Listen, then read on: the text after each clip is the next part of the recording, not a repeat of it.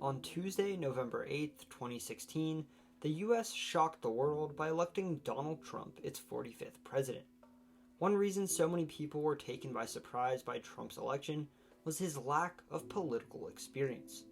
While his predecessors had served as vice presidents, governors, senators, congressmen, and cabinet members, Trump had been a billionaire reality TV star, real estate mogul, and wealthy heir. Trump, however, was not the only president in the US to take office with no political experience. Hello and welcome to That Is Interesting. In this two-part series, I'll take you through each of the 4 times in American history so far that a president with zero political experience was elected, the 8 others who had less experience than usual, as well as major party nominees and vice presidents who, it could be argued, had little or no political experience, and the conditions in the United States at the time that made the country ready for the election of a political outsider. If you like this video, please be sure to watch part 2 afterwards. First off, experience is not always a determining factor in what makes a great commander-in-chief. Some of America's most respected presidents, such as George Washington and Abraham Lincoln, would likely today be seen as lacking adequate experience, and some of its worst leaders, like James Buchanan and Richard Nixon, had long and distinguished careers in the highest levels of government. Likewise, some of the greatest US presidents have had plenty of experience, and the country has often come to regret electing a political outsider. The first president ever elected without any political experience was Zachary Taylor. Taylor was a wealthy Louisiana slave owner who operated numerous plantations throughout the South. He spent much of his life serving in the military, first in the War of 1812, then the Black Hawk War, and the Second Seminole War, continuously climbing up the ranks. By the 1840s, tensions were growing with Mexico. American settlers had been pushing west for decades, but much of the west coast and the Rocky Mountains belonged to Mexico. Some Americans, known as Texians, had been illegally crossing into the Mexican province of Coahuila y Tejas, which they called Texas. Soon there were more Americans in Texas than Mexicans. This large American population in the province coincided with Mexican President Antonio Lopez de Santa Anna abolishing the country's constitution and essentially making himself a dictator. Even though they had illegally moved into the region, the large American population living in Texas was understandably upset about Santa Anna's rule and declared independence, founding the Republic of Texas. They were not the only ones to do so. Santa Anna's reign also saw the formation of 2 other breakaway states, the Republic of the Rio Grande and the Republic of Yucatan. The Texian government unsuccessfully lobbied the US to annex them for 10 years. But although the people of Texas overwhelmingly wanted to join the US, it was very controversial with the American people. Texas was massive, and slavery was legal there. Adding them as a state would upset the very fragile balance that existed at the time between slaveholding and free states. Secondly, Mexico did not recognize Texas's independence, still considering them a province undergoing an illegal rebellion. Mexico was an enormous and powerful country, and Americans did not want to go to war with them. However, in 1845, both lame duck US President Tyler and incoming President Polk supported annexing Texas, and each worked toward an annexation deal, which Polk signed at the end of his first year in office. Mexico was infuriated, especially because half of the land the US claimed to annex was a disputed territory, which had been subject to an ongoing border dispute between the Republic of Texas and Mexico. Polk knew this and hoped that he could provoke a war with Mexico, which could result in the US gaining new territory and accomplishing his dream of spreading the country to the west coast. So Polk sent troops led by Zachary Taylor deep into the disputed territory. And sure enough, they were soon attacked and war was declared. By the time the Mexican-American War was over 2 years later, Taylor, now a major general, had scored several decisive victories, and the US gained control of much of Utah, Nevada, California, Arizona, New Mexico, and Colorado. The war had made Taylor a hero who was respected across the country, and the Whig Party saw a way to capitalize on the general's post-war popularity, choosing him as their nominee even though he was uninterested in running for office. Taylor won a narrow victory against Democratic Michigan Senator Lewis Cass, helped perhaps by the third-party candidacy of former President Martin Van Buren, who had once been a Democrat. The first president elected without a political experience didn't end up being president for very long, dying of a stomach disease a little over a year after taking office, and was replaced by his vice president, Millard Fillmore, who would be the last member of the Whig Party to ever hold the presidency. The next president elected without any political experience, Ulysses S Grant, served as a young man under Taylor in Mexico, but after suffering from alcoholism, resigned from the military a few years later and went home with his family. Over the next few years, he lived in poverty, working for his father at a leather goods store in Galena, Illinois. America, meanwhile, was becoming incredibly divided over slavery. After Abraham Lincoln was elected president, furious southern states seceded from the Union in an attempt to preserve slavery, forming the Confederacy, and were aided in doing so by officials within the outgoing administration of President James Buchanan. The Confederates soon attacked Fort Sumter in South Carolina, starting the American Civil War, which would last for 4 years. Grant, having served in the Mexican-American War, held a meeting to recruit troops in Galena to fight for the Union, and was soon placed in command of the 21st Illinois Regiment. After several successful battles, Grant was appointed a brigadier general, and went on to wage the decisive Vicksburg campaign, taking the Mississippi town of Vicksburg, which essentially cut the Confederacy in half down the Mississippi River. While Lincoln dealt on the East Coast with Union generals like George McClellan, who were egotistical and largely ineffective, Grant proved himself dependable and talented, and was eventually appointed by Lincoln to be commanding general of the United States Army, the highest military position in the Union. He led Union troops against Confederate General-in-Chief Robert E. Lee's forces in Virginia, and was eventually successful, with Lee surrendering the Army of Northern Virginia to Grant on April 9, 1865, effectively ending the Civil War.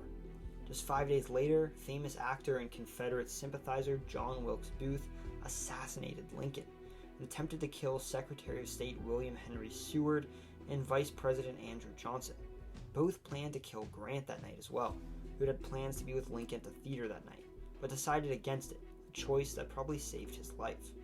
Lincoln's successor, Andrew Johnson, created a new position for the incredibly popular General of the Army, a rank which only 7 people would go on to hold, including future President Dwight Eisenhower.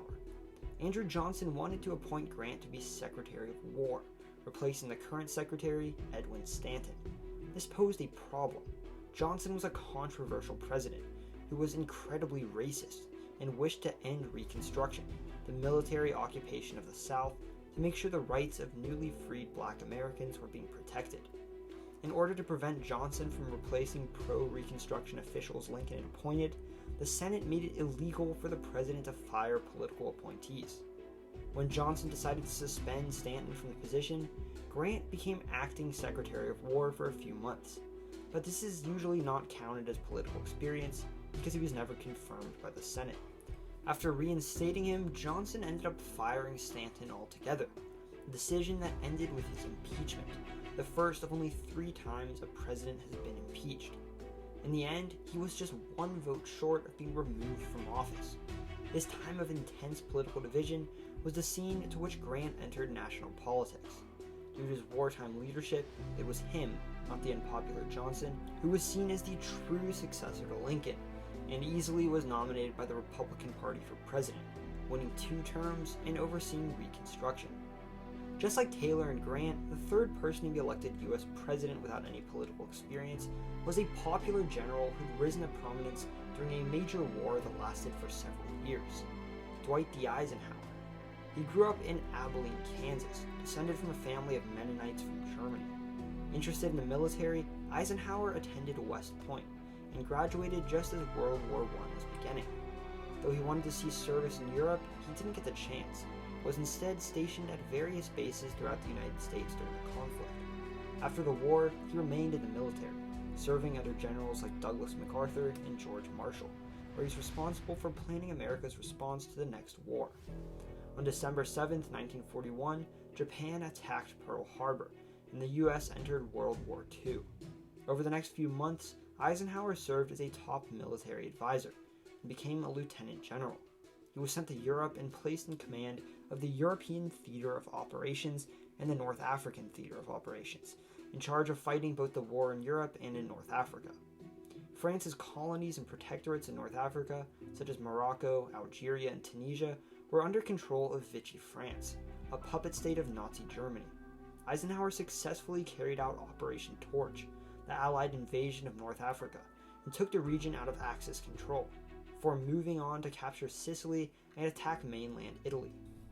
Following his victory in North Africa, President Franklin Delano Roosevelt named Eisenhower the supreme commander of Allied forces in Europe. Eisenhower successfully coordinated the Allied landing on the beaches of Normandy on D-Day and led Allied troops in the liberation of Europe. Following the war, Germany was occupied by the Allies, divided into zones under the control of France, Britain, the US, and the Soviet Union. Eisenhower was named the military governor of the American Zone, which included much of southern Germany, parts of Berlin, as well as the cities of Bremen and Bremerhaven. There he went after former Nazis while providing food and medical supplies to the German people. He was then named Chief of Staff of the Army and strongly advised President Harry Truman not to use atomic bombs on Japan, advice Truman did not listen to. As 1948 approached, Truman was up for re-election, but many Americans wanted Eisenhower to be president instead. The calls for him to run grew even louder when General Douglas MacArthur announced he would be seeking the Republican nomination. Interestingly enough, as Eisenhower was known for his military, not political career, no one was quite sure what political party he belonged to, and generally assumed he was a Democrat, when in fact he was a Republican. Even President Truman, the Democratic president, wanted Eisenhower to be the Democratic nominee. If MacArthur won the Republican nomination, Truman suggested, Eisenhower should lead atop of the Democratic ticket, with Truman being his running mate. It never happened because MacArthur lost the nomination, but it goes to show that the widespread support and popularity that Eisenhower had following his service in World War II. After the war, he became president of Columbia University, another tribute to the vast admiration of him across the country, and was named the Supreme Commander of NATO, an important position considering the Cold War was just beginning. Eisenhower had always said that he was uninterested in running for president unless he felt that his service was necessary to the country.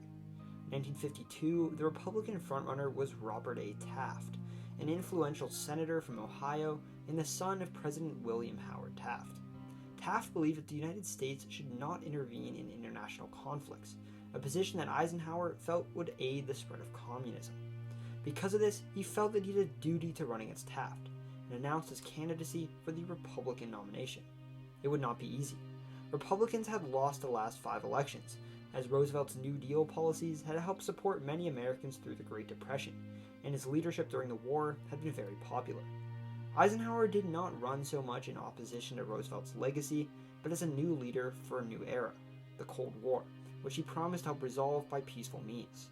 He defeated Taft and went on to beat Illinois Governor Adlai Stevenson 2 elections in a row, serving 2 terms as president in a time that included the beginning of the Cold War, the build-up to the Civil Rights Movement, and the ending of the Korean War. The fourth and as of yet final president to have no political experience is of course Donald Trump. Trump's election was particularly unusual because the 3 other presidents elected without any experience all had distinguished careers in the military coupled with national attention following a major war.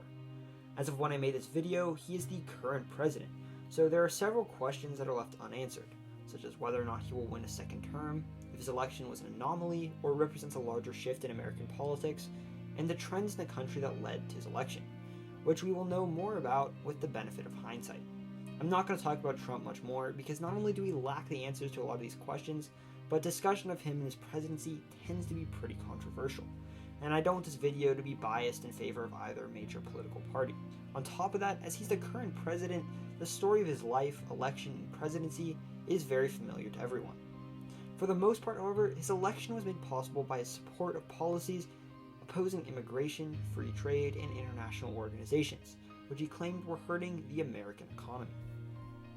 He also benefited from the unpopularity of his Democratic opponent, former Secretary of State, New York Senator, and First Lady Hillary Clinton, who he characterized as a corrupt political insider.